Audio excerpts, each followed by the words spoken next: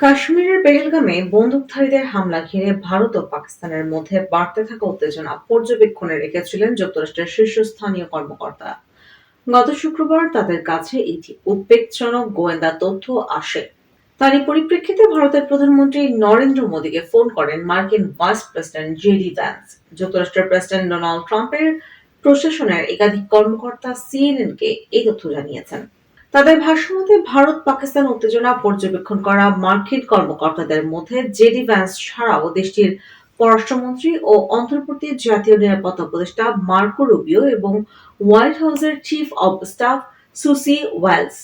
উদ্বেগজনক এই তথ্য স্পর্শকাতর হওয়ায় তার প্রকৃতি সিএনএন এর কাছে খোলাসা করা হয়নি। তবে সূত্র হিসেবে কাজ করা ট্রাম্প প্রশাসনের ওই কর্মকর্তা বলেছেন, এই তথ্য এতটাই গুরুত্বপূর্ণ ছিল যে ভারত পাকিস্তান ইস্যুতে আরো সক্রিয়ভাবে ভূমিকা রাখার বিষয়ে একমত হন ভ্যান্স, রুবিও ও ওয়েলস। এরপর সিদ্ধান্ত নেওয়া হয় যে ভ্যান্স নিজেই মোদীকে ফোন করবেন। সূত্রের দেয়া তথ্য অনুযায়ী গোয়েন্দা তথ্য পাওয়ার পর নিজেদের পরিকল্পনা সম্পর্কে প্রেসিডেন্ট ডোনাল্ড ট্রাম্পকে জানান জেডি ভ্যান্স। তারপর স্থানীয় সময় দুপুরে মোদীকে ফোন করেন তিনি। ভারতের প্রধানমন্ত্রীকে স্পষ্ট করে ভ্যান্স বলেন, হোয়াইট হাউস বিশ্বাস করে যে নাটকীয়ভাবে উত্তেজনা বৃদ্ধির উচ্চ সম্ভাবনা রয়েছে।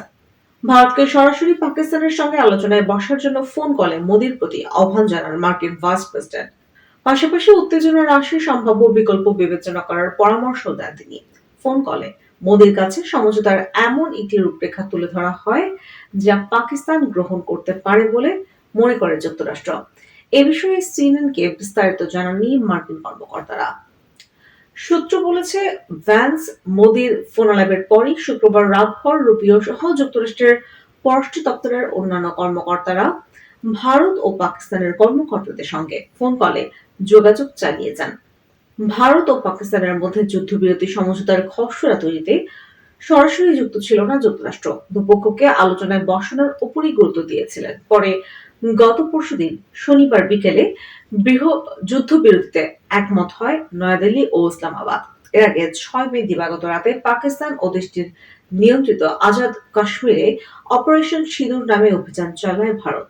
তখন থেকেই পাল্টাপাল্টি হামলা চালিয়ে যাচ্ছিল ভারত ও পাকিস্তান। শনিবার সকালে ভারতে বুনিয়ান উন মারসুস নামে অভিযান চালায় পাকিস্তান। ভারত পাকিস্তানের যুদ্ধবিরতির খবর প্রথম সামনে এনেছিলেন ডোনাল্ড ট্রাম্প। এর কয়েক মিনিট পর সামাজিক যোগাযোগ মাধ্যম এক্সে রুবিও লেখেন, আমি আনন্দের সঙ্গে ঘোষণা করছি ভারত ও পাকিস্তান সরকার যুদ্ধবিরতিতে সম্মত হয়েছে। তারা একটি নিরপেক্ষ স্থানে বিভিন্ন বিষয়ে আলোচনায় বসতে রাজি হয়েছে। পারমাণবিক শক্তিধর দুদেশের মধ্যে সবশেষ এই সংঘাতের সূত্র হয় 22 এপ্রিল ভারত নিয়ন্ত্রিত কাশ্মীরের বন্দুকধারীদের হামলার মধ্য দিয়ে। ওই হামলায় 26 জন নিহত হন। এর পেছনে পাকিস্তানের মদদ আছে বলে অভিযোগ করে ভারত। তবে শুরু থেকে তা নাকচ করে আসছে ইসলামাবাদ। এই উত্তেজনার মধ্যে একে অপরের বিরুদ্ধে বিভিন্ন পদক্ষেপ নেয় দুই দেশ।